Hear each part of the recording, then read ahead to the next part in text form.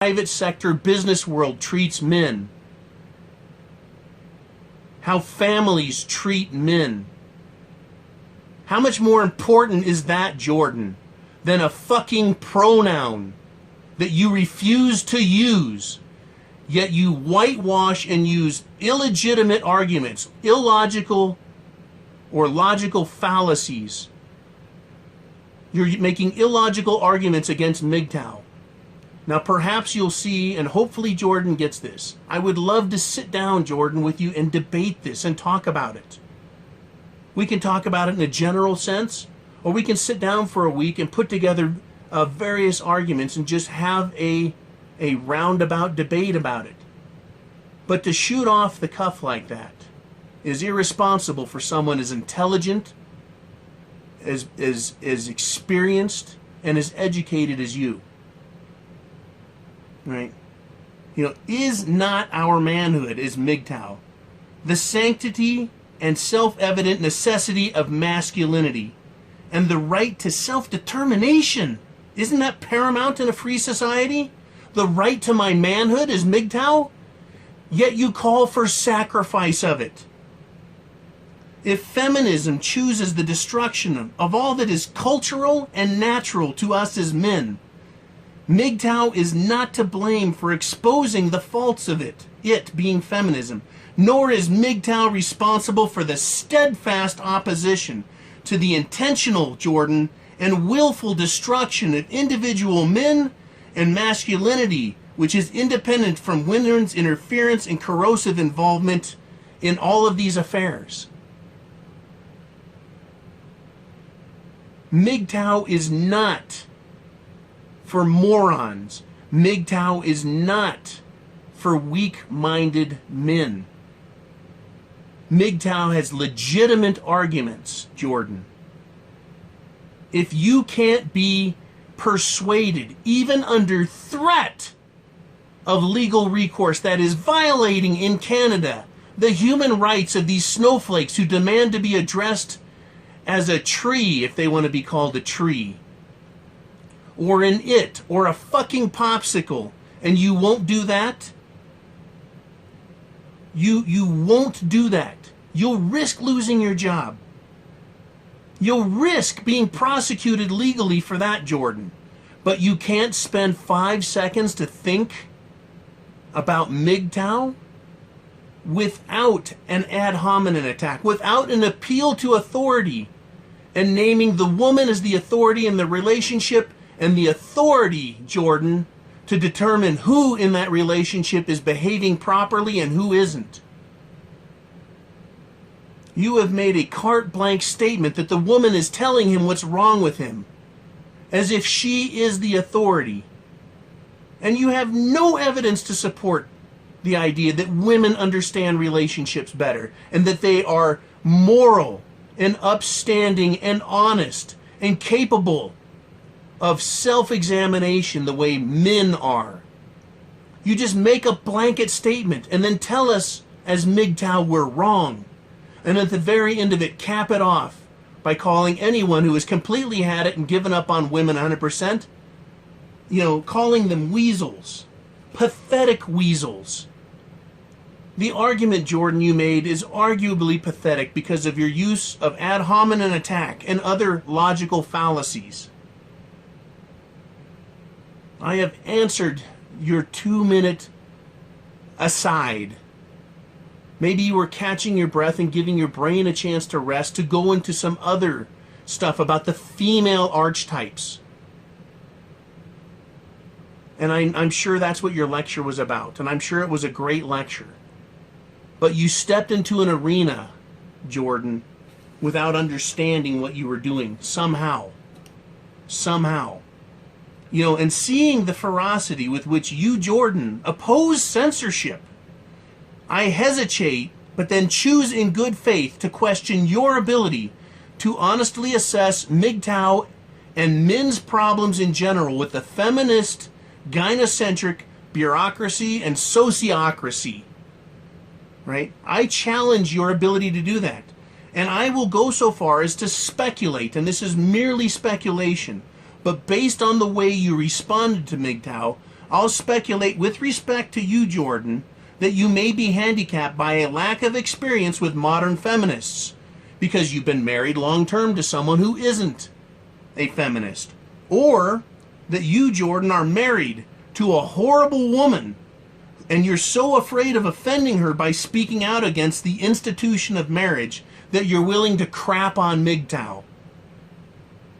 You know, and I recall, all men recall, whether you're married or not, whether you're divorced, whether you've never been married, whether you know someone who's married, the threat of divorce is so pervasive in the West, in Anglo countries. It's so pervasive in the UK, in Australia, the United States of America, and Canada. Right? And the loss, the penalty is such of great magnitude that you, Jordan, are afraid of your wife and you won't touch the topic of Mgtow objectively. Married men are held hostage to women. And Jordan, you may be the rule and not the exception, right?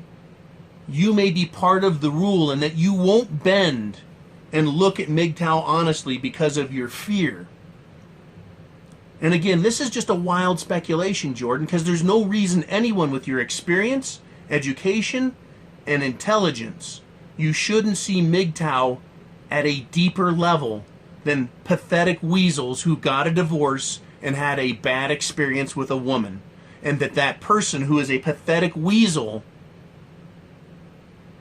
that person who's a pathetic weasel refused to listen to the woman who must have been telling him the absolute truth at any moment, and she was willing to sacrifice everything, but that man just couldn't do it, and therefore he became Mgtow, a pathetic weasel. Jordan, what a weak argument, brother. Weak. You have failed men. Were you pretending to side with feminists in your class? Did you not want your class to reject you if you were to say anything in support of men's rights groups, Mgtow? Basically, the victims of the legal and social system of our cultures is men, because you have even stated it yourself. Women know what's right and wrong. They tell men what's wrong, and men should sacrifice. And if you can't see it any other way, you must be a pathetic weasel. Jordan, weak, brother, weak. You have let me down. You have failed utterly in your argument. And it was just a 2-minute aside. It's a 2-minute aside. I am going to challenge Jordan right now, Peterson, to look into and look deeply at the social implications of the feminist movement from its start back in France through the early and mid 1800s and when it finally took fruit with the first wave. You can't, Jordan, argue that marriages are better off because we have feminism. You can't argue that men are better off because of it. You can't even argue that women are better off, Jordan, because they're no longer women. They think they are men. They think they are men's equals. They pretend to be androgynous. They want to behave and do the things that men do. They do not act like men. They act like masculized feminine beings. That is, they have a vagina, breasts, and they wear makeup, but they act like men because of feminism. You can't say that is a positive aspect, a positive result. It's a horrible argument to make that women acting like men and thinking that they're men is good for our culture, is good for children, is good for men. It isn't. It is utterly failed. Jordan, I'll argue to you that 75% of all marriages wind up in divorce for a reason. It used to not be that way. Would you, Jordan, today get married if you knew that 3 out of 4 marriages failed? Would you get on an airplane, as Bill Burr asks people? Would you get on an airplane if they said there's a 75% chance that that plane will crash at some time during its flight? The answer is no. But I'm going to go a step further with you, Jordan, and say that of the remaining 25%, 25% of marriages that are intact, I would say that the other 15% to 20% of that 25% are marriages where the man is stuck and he's afraid, he's fearful, he's dominated, and he has sacrificed himself on the altar of feminism in order to satisfy the woman he's with, and he is not the man he was intended to be. He is a coward, he is afraid, and he stays with his wife and capitulates to her authority, just as you suggest men should. Men are supposed to act like men. You did it, Jordan, in your speech about the pronouns. When you address that, you speak passionately as a man. Yet when it comes to facing feminism and its destruction of men and discussing men who understand what has happened and instead using logical fallacy and ad hominem attacks against men, it shows you're utterly weak in the field, or you're utterly weak because you have been cucked. You have been emasculated by your wife. You have been emasculated by your school board, the college board, that won't allow you to speak out against feminism. That you're afraid of losing your job, and therefore you're a financial hostage, and you're a legal hostage in the country you're at. That you cannot speak up and be free the way I am.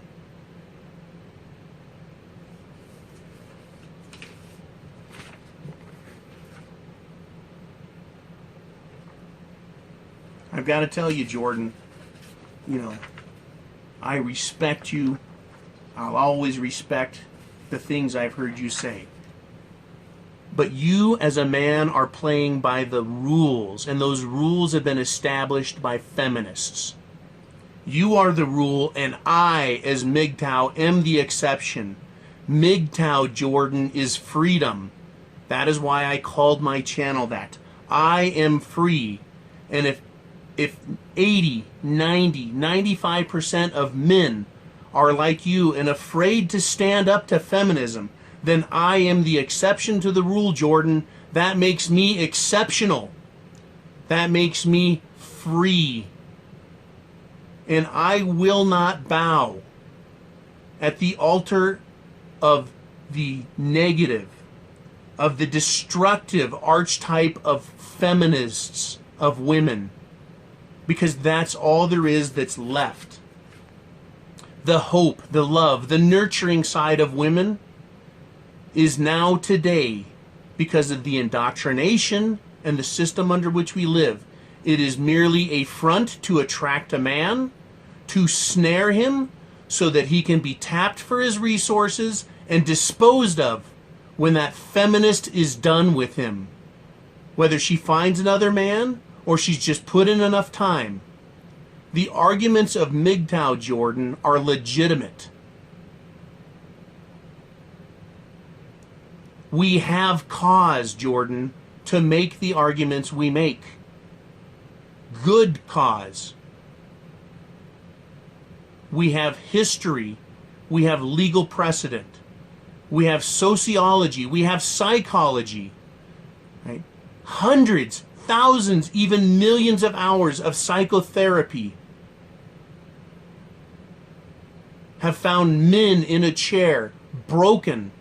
The suicide rate of men who have been utterly destroyed for making the very sacrifice you suggest we make, for opening themselves up and discounting their own concepts and ideas of what it is to be a man, Jordan, and listen to a woman who's telling him